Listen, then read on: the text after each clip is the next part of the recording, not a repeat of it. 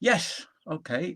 Good evening, everybody. And we are now, at long last, approaching the very end of the Bhagavad Gita. In fact, as I was saying last week, really with verse 66 of chapter 18, which we discussed last week, the substantive element of Krishna's teaching is complete. And now it's just concluding words from Krishna himself and then from Sanjay, from the last 5 verses. So verse 67 then, the beginning of this concluding passage, Krishna starts first of all warning us against imparting the teachings of the Gita to unsuitable persons. So he says, and he lists the type of persons he deems to be unsuitable recipients for the wisdom of the Bhagavad Gita. Let's have a look what he says. Verse 67. Idam te natapaskaya nabhaktaya kadachana nacha shushushave vacham nachamam yobisuyate. Idam te, this by you, na vacham, this should not be spoken, vacham, this should not be instructed by you, this that you've heard from me. And then he gives 4 types of persons who should not be given this instruction. First of all, atapaska. Tapaska means, the word tapas means austere living, really, and given what Krishna says, I don't think it can, what Krishna said before about tapas in chapter 17, it can't mean, the practitioners of really harsh tapas, but it means really austere, restrained living. That's a tapaska, a person who lives in that way, not overly indulgent in sensory pleasures. Let me just check, make sure I haven't got any I can't hear you messages. Okay, yes, okay, looks like you can hear. Yeah, a tapaska is a person who lives in that austere, restrained manner. Atapaska means a person who is unrestrained, never austere. So I think the idea seems to be one who is preoccupied, absorbed in materialistic pursuits, accumulation of wealth, consumable goods, preoccupied with materialistic aspirations, you might say. Such a person is not a suitable recipient for the wisdom of the Gita. I'll say a little bit more about that. Let's just go through the list first of all. Idam te natapaskaya nabhaktaya. Another one. Bhakta is a devotee. Abhakta is one who is not a devotee. So not abhaktaya, not to one who is devoid of devotion. I don't think it necessarily means one has to be absolutely a Krishna devotee in that sense, but just one who is respectful, has a degree of reverence for Krishna, because of if for no other reason, of course, he's proclaimed himself to be the deity, so that would be obviously a reason to be devoted to him, but also has some reverence and respect for him as an imparter of great profound wisdom. So in that sense, bhakta, but one who is not respectful of Krishna, has no real reverence for the depth of wisdom that he presents in the Bhagavad Gita. Abhaktaya.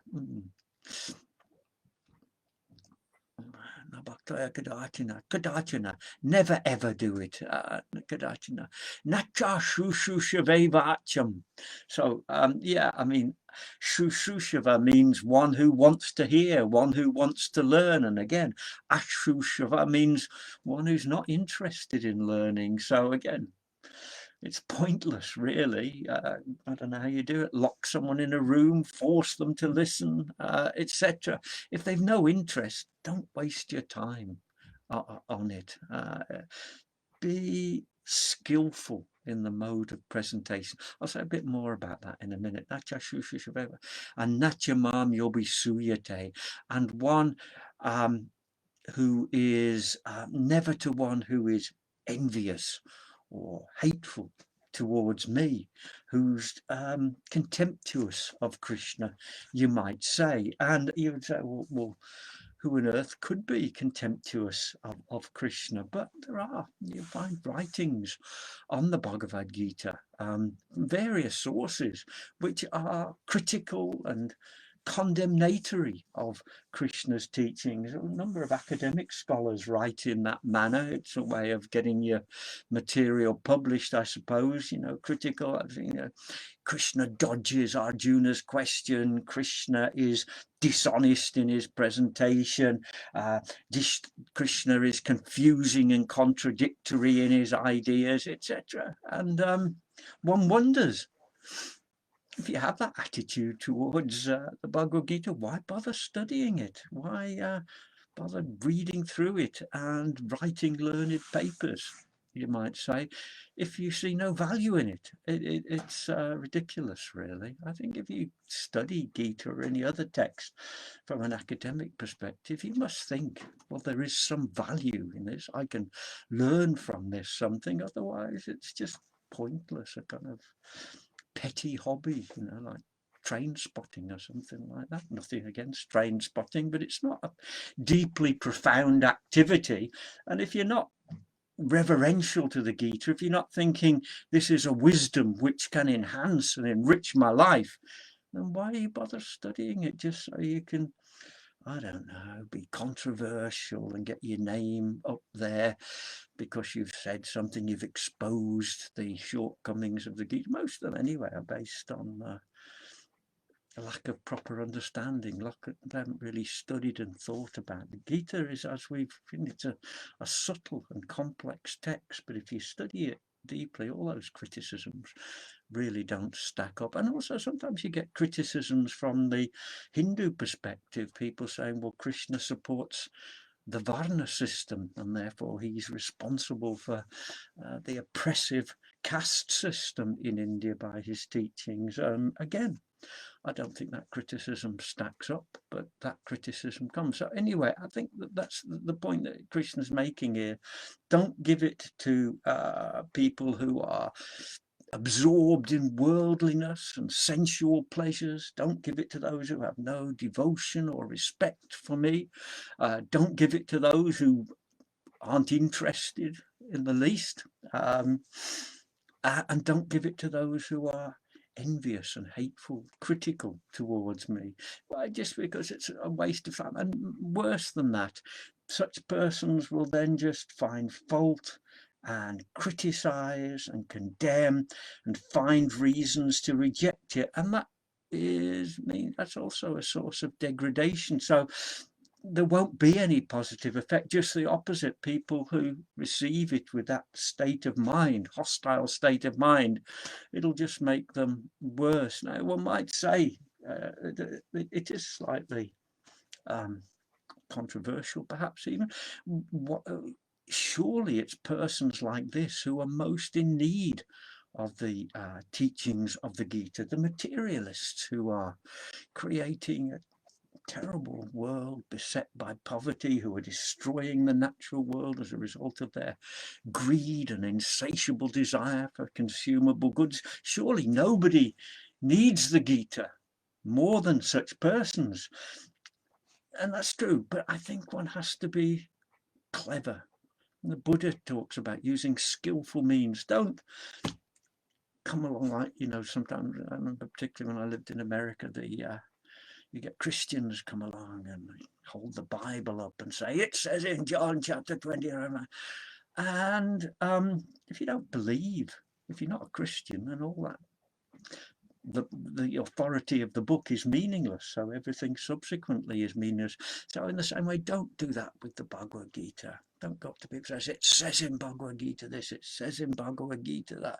Because the natural response from a person will be, well, so what? I don't have to accept the Bhagavad-Gītā. And you can't demonstrate that it is true. But what you can do is take the wisdom of the Gita, think about it, apply that wisdom in your own life and apply that wisdom in the way you discuss the world with other people. You don't have to quote chapter and verse of the Bhagavad-Gītā to construct a Gita-based critique of materialism. It's self-evident, isn't it? You know, that materialism, greed, avarice, insatiable desire that Krishna talks about repeatedly is so damaging to the world. So if you can put forward that view, you are teaching Gita, but not directly, if you see what I mean, by quoting chapter and verse. I think that's in many cases that's the best way to do it. And I also, it struck me, I mentioned this before, when Krishna said in chapter 4,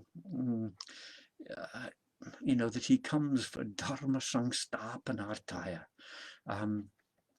to sustain dharma in the world.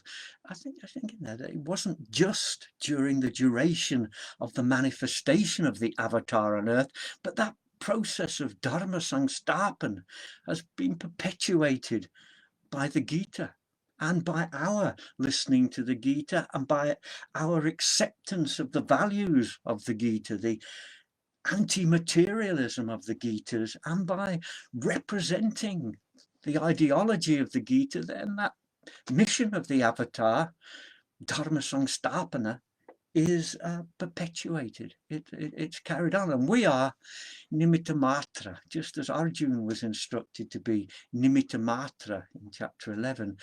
If we can in some way perpetuate and spread the values of the Gita, then we also, like Arjuna, nimitta matra, the instrument in the mission of the avatar. Even though the avatar appeared thousands of years ago, still the mission goes on, I think, through the words of the Gita that are left behind. So I think that's the perhaps wider significance of that verse. Don't waste your time quoting chapter and verse to people, but some way insinuate, using skillful means, the values of and ideals of the Bhagavad-Gītā into the life of all those you come into contact with. I think that makes sense. And then, on the other hand, idam paramam guhyam madbhakteshva vidasyati. One who, idam paramam guhyam, this great mystery, this most profound wisdom, paramam guhyam, idam paramam guhyam madbhakteshva vidasyati, who teaches, who instructs abidasyati, this profound wisdom, imparts unto madbhakteshu, unto my devotees. I'm speaking in that slightly confusing way because it's a locative in grammatically, which means location, unto, into. So one who imparts, instructs this profound wisdom unto those who have reverence for me, who are respectful, who are devoted to me, who understand the great value of the wisdom of the Gita. One who does that, who teaches it, yaidam paramam guhyam madbhakteshva vidasyati bhaktim mai param kritva.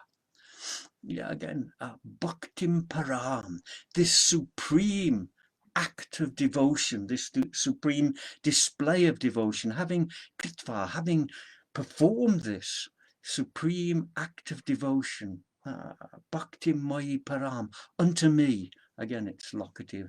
That having undertaken kritva, it's the same word as karma, action, having undertaken this supreme act of devotion for me, bhaktim mai param mame vaishyati, he will certainly, or such a person will certainly, eva ishati, will come to me, will attain the spiritual position, asamshaya, without any doubt. So one who instructs this most profound wisdom to those who are reverential, respectful and devoted, after performing, after undertaking this supreme act of devotion to me, the act of instructing, Krishna saying that is bhaktim param, the highest form of bhakti. Of course, in the previous verses up to 86, Krishna's been emphasizing bhakti. Mami Vaishyati.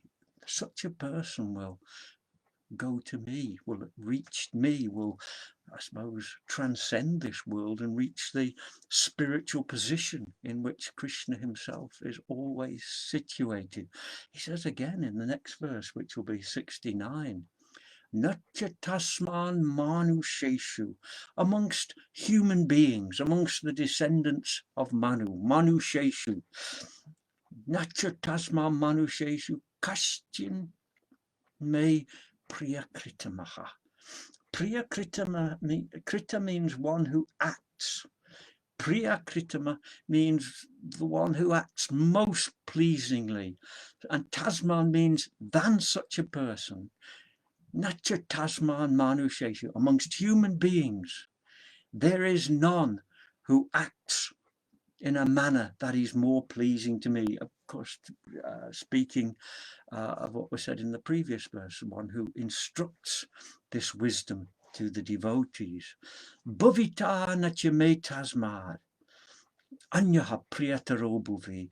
And in the future, at any time, never at any time, will there be one who is priya, one who is more dear to me, one who is more beloved by me. It's praise indeed. Natya tasman manusheshu kashtin me priyakritamaha. Amongst human beings there will never be one who acts in a manner that is more pleasing to me than instructing the Gita. Bhavita natya me tasmad.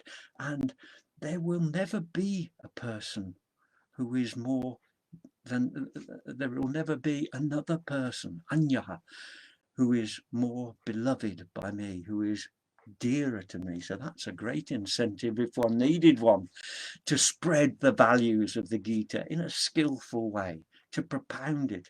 This is the most pleasing act to Krishna, as I said before, because it perpetuates his mission of Dharma Samstapana.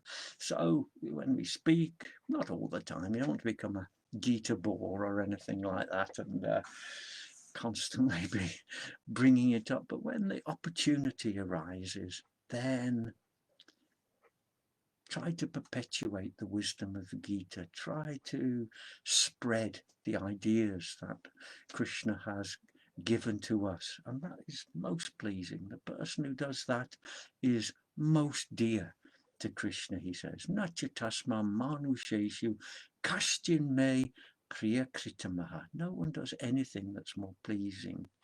Bhavita natya me tasmad, than such a person. Bhavita natya me tasmad anyaha priyataro bhuvi. Priyataha, more beloved, more dear to me. There will never be another person who is more dear to me than one who perpetuates the enlightening wisdom of the Gita. Very great incentive indeed, isn't it? And now more again. Adyeshyate, one who studies, one who reads, thinks about, studies, learns. Adyeshyate ya imam dharmyam sangvadam avayo. Imam dharmyam sangvadam avayo. This dharmyam sangvadam, this sangvad, this conversation avayo, between us, dharmyam, which is based all about dharma. And that's what, again, why I make the point that teaching the Gita, perpetuating the Gita, spreading the ideals of the Gita throughout the world as far as one possibly can, even if it's just to one person, that's why it's dear to Krishna, because it's becoming his assistant, sharing the mission with him. So anyone, dharmyam sangvadam, it's a sangvad, it's a conversation between two people. It's not a monologue, it's a conversation, sangvad, between us, and it's dharmyam. It's dharmyam, it means it enhances the spread of dharma. It's imbued with dharma. It's soaked, saturated in dharma, this conversation that we've seen over the past weeks, months, years even. Dharmamium Sangvaramavaya, Ajeshite Chayayimam, Dharmamium Sangvaramavayo. I can't remember the verse now. It's a little bit like another one that comes later, so I'm getting the two twisted up in my mind. Ajeshite Chayayimam, Dharmamium Sangvaramavayo. I remember now. It still works, it's just a bit slower than it used to be, I think. Jnana jagyena tena aham ishtahasyam iti me matihi. This is a form of worship. Ishtaha, it really relates to the Vedic ritualism, but it means general worship. Anybody who studies the Gita is undertaking an act of worship. I am worshipped, jnana jagyena, by that jnana jagya. You see what Krishna's doing there? He's taking the word jagya, which in its perhaps original, most ancient Vedic sense meant the fire ritual, the offerings into fire. But Krishna's broadening the concept of worship so that when one wants to perform a jagya dedicated to Krishna, you don't need to light the fire, pour on the ghee. Just study the Gita. That's the Jnana Jagya. And Krishna has already said, Shreyan Dravyamaya Jagyaj Jnana Jagya Parantapa, chapter 4, verse 33. Better than the Jagya based on Dravya, based on objects offered into fire, is the Jnana Jagya. How does one perform the Jnana Jagya? The highest form of ritualistic act, by studying the Gita. That's right, it's an act of worship and offering to Krishna, if you like. Jnana jagyena ten aham ishtaha iti me matihi, Krishna says. That's my opinion. He's never, despite being the supreme deity who manifests the whole Vishvarup and terrifies the world, he still has humility about him. That's just my opinion. You might have your own opinion. Iti me matihi, he says there. That's my view. That I am worshipped by the study of the Gita, the study of this most profound conversation based on Dharma between us two. If one does that studying, then that is a Jnana Jagya. And by that Jnana Jagya of studying the Gita, Ishtaha, I am worshipped. And he's already said the highest form of Jagya is the Jnana Jagya that he's referring to here. Jnana Jagyena Taim Naham Ishtahasyam Iti Me Matihi. Now the qualification. Shraddhavan Anasuyascha. Shraddhavan Anasuyascha. Again, mind's running at a slower pace. Let me think a little bit. Shraddhavan Anasuyascha. Shrinuyad api yonara. See, it does come. Just have to crank it a bit harder to churn out the wisdom, you might say. You turn the mind a little bit. Shraddhavan anasuyascha shrunuyad api yonaraha. A person, nara, literally a man, but of course it means every person. A person who, shraddhavan, who has some faith in this. That doesn't mean you have to believe in every word like a sort of fundamentalist belief in the last word, but just faith, meaning studying the Gita, I see something here of great value. There is wisdom here which can enlighten me, which can enrich my life. That's what it means. Not that sort of standing back critical here, Krishna, that kind of stuff. No, I don't think any of that. Just have some faith. Study it because it's worth studying, because it's valuable, it's enlightening, it's enriching. Shraddhavan, filled with that faith and that reverence for the text of the Gita. Anasuyascha, it's the same thing again, anasuya, without any malice or hatred or anger or criticism. Don't study it just so you can spot the faults in it and demonstrate yourself to be a superior person who's analysed. I see the weakness of Krishna's argument. I'm a extremely clever person. Anasuya is like, don't bother with that. Shraddhavan anasuyas, free from all of that. Shradhavan anasuyas cha. Shrunuyad apiyo naraha. A person who hears the Gita, learns the Gita, listens to it and studies the Gita, listens to the words of Krishna. It can be spoken, obviously, but also just reading it. Shrunuyad, I think it represents a time when sacred texts like the Gita were more likely to be transmitted by the spoken word than the written word, but Shrunuyad, hearing it, means also, I think, reading it as well, particularly in the modern age when that's the way in which we normally study and learn. Shrunuyad apiyonaraha. Sopi muktaha. Such a person is freed from the constraints of this world, but not absolute liberation. Shubha lokam prapnuyat. Punya karmanam, attain the pure worlds, the Shubha Loka, Prapnuyat. He attains those pure worlds of the Punya Karmans, of the persons who have acted righteously. Now, the word mukta here may indicate or may suggest that having studied the Gita, one gains moksha, liberation, mukti. But I think the Shubha Loka are the higher worlds, the higher states of rebirth in a state of purity. Shubha means purity. So the pure worlds of those punya karma who act righteously. So we know those who perform punya karma, righteous activity, beneficial activity in this world, the karma that accrues elevates such persons in the next world to higher states of existence than we are in now.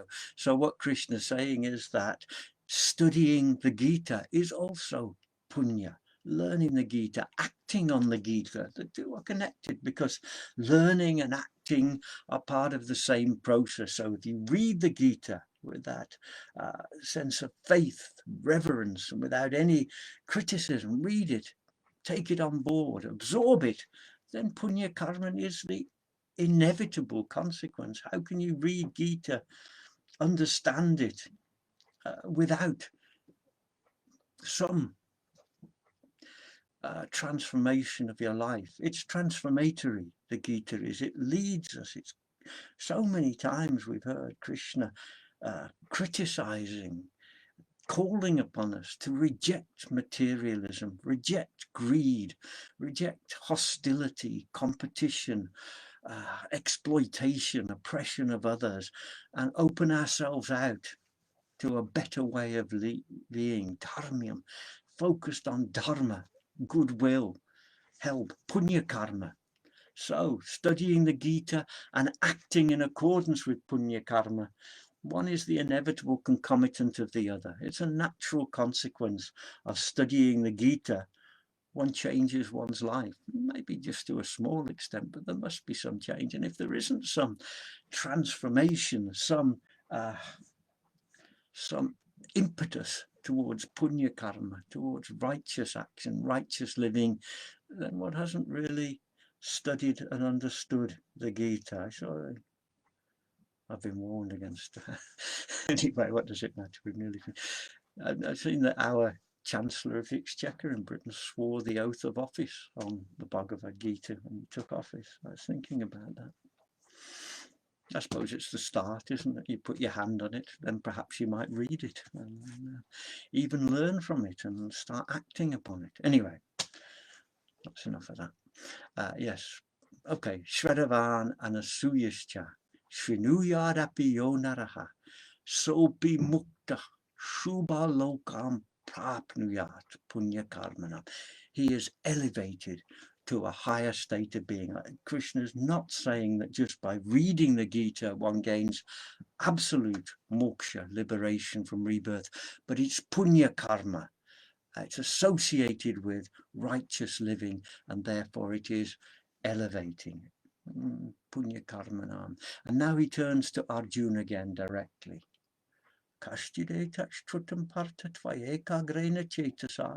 He's asking a question. Have you heard this? Have you listened to this? Has it been listened to tvaya by you? Ekagrena Chetasa, with single-mindedness, because Gita has been going on for quite, I don't know how long it actually takes to recite the whole text. I think it's somewhere between an hour and a half and 2 hours. So Arjuna's been, of course, a little interruption while he was viewing the Vishvarup, but nonetheless, and of course he's had the opportunity to raise questions, but nonetheless it's required some level of very tight concentration to listen and follow all of Krishna's arguments and points and instruction. And actually later on, according to the Mahabharata, Arjuna admits that he has forgotten some of the instruction that he receives, and he asks for a repeat of it, which Krishna gives in a passage called the Anugita, the follow-on Gita. But anyway, Krishna now asks Arjuna, Kashyadeta Shrutam Partha, has this been listened to you by you,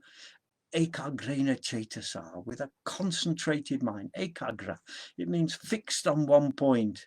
Of course, it's on the battlefield, so Arjuna may have become somewhat distracted by what's going on around him. We heard at the very beginning, way back years ago, of the blowing of the conch shells and the noise of battle coming. But so Krishna has asked, concentrate on it carefully. I think that applies to, although it's directed specifically to Arjuna, it applies to us as well. The Gita is not something, it's not necessarily a leisurely read. It's something that needs to be concentrated upon, thought about, as the Brihadaranyaka says, and all the Vedantis say about embracing a text like the Gita. First of all, the Shravana. That means listening or reading the text, but that's only the first stage. Then there's Manana, which means thinking about it very carefully, contemplating the meaning, and finally Nididhyasana, absorbing the mind in its ideas. Therefore, Krishna says, Ekagrena Chetasa, with a fixed, concentrated mind. It's not a little bit of light reading you might get with a novel or something. It's a text that every word, every line, every verse is imbued with meaning, and therefore needs to have the mind fixed upon and concentrated upon. And it's not just, oh, I've read the Gita now, that's it, I'll put it back on my shelf, I've got lots of other books up there that I can read. No, go back to it, read it again. Every time one reads it, even if you've read it 100 times, there's always some new meaning, some new nuance that you hadn't detected before. Therefore, reading, study of the Gita is, it's demanded of us, ekagra chetas, fixing the mind on that point, concentrating on it, thinking about it, meditating on the meaning, running it back and forth to the mind. That's why I like to go out every day, go walking. There's one or two quiet roads around where I live, not many actually, but you can walk around or in the park or something, and you can, sometimes I run the verses through my mind and think about the words and find things that I hadn't noticed, get taught lessons that I hadn't learned before. So that's, I think, what Krishna's saying here, Kashyadeta Shrutam Partha Tvayeka Grena Chetasa, ekagra chetas, with fixed, concentrated mind. Kashyada Jnana Sangmoha Pranashtas Te Dhananjaya. He asks him again, has the Ajnana Moha now been destroyed? Pranashta means vanquished, destroyed, removed. And the Ajnana Moha means the illusion, the delusion, the confusion that arose from ignorance. Arjuna's ignorance was, he couldn't understand the nature of Dharma and how he should act. He was confused about it, genuinely confused, and possibly rightly confused. It was a real dilemma that Arjuna was facing, and it's a dilemma that runs throughout the Mahabharata. Actually, it's debated, this issue. Yudhishthira constantly saying, we can't fight, we mustn't fight. War is adharma, it's the dharma of dogs, he's saying. So this dilemma runs through it. So it needed jnana to dispel the confusion, because it was ajnana sangmoha. Kashtita Jnana Sangmoha Pranashtastai. Is it now gone, Arjuna? Have my words been effective in dispelling the confusion that was arising from your ignorance of the highest philosophical truths? In order to dispel that confusion, Krishna has to extract the very essence of the Upanishadic wisdom and explain it to Arjuna. It's not been a simple task to destroy the Ajnana Moha, the confusion, because it was a real complex dilemma that Arjuna was faced with, and it required a subtle, detailed, and very profound exposition of Upanishadic wisdom and also devotional teachings to finally dispel Arjuna's Ajnana Moha, the confusion of ignorance. And Arjuna now replies, Nashto Moha, Smriti Labdha, Nashto Moha. Yes, my Moha, my confusion is Nashta, is now vanquished. Smriti Labdha. Smriti can mean memory, but here I think it means understanding. Labdha means to obtain, to gain, to acquire. So he has acquired the understanding that Krishna has given him. Nashto Moha, Smriti Labdha, Tvat Prasada Mayachyuta. By me, now the Smriti is obtained, the understanding is obtained, the confusion is vanished, Maya. How has that happened? Tvat Prasadan Maya, oh Achyuta. That's the name of Vishnu, of Krishna. Tvat Prasadat. As a result of your grace, the delivery of the Gita, the teaching of the Bhagavadgītā, is the prasad of Krishna. Just as if you go into a temple sometimes, you'll be offered flowers or garland or food and things like that. That's prasad. That's the grace of the deity being given back to you. But Krishna's real prasad, the real grace that Krishna gives, more than any flower, garland, incense or sweets or things like that, is the wisdom of the Gita. That's the divine gift. Tvat prasadat. Tvat prasad.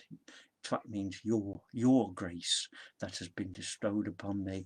And it's as a result of that grace that Nashto Moha, my confusion is gone, Smriti Labdha, and understanding is gained Maya, by me. And just as Arjuna says that, hopefully, having listened to Gita, perhaps we can at least to some extent say the same thing. Smriti Labdha, we have gained some understanding. Tvat prasadam mayachyuta. Stitosmi, I am firm. Stito, yes, I'm firmly situated. I'm not irresolute anymore. Gata sandeha. My doubts are all dispelled. My doubts as to my duty, as to my dharma are dispelled. Karishe vachanam tava. I will now act. Vachanam tava. In accordance with your instruction. So Arjuna is now saying all his confusion is gone. His understanding has arisen because of the grace of Krishna in imparting this instruction. I'm firm and resolute.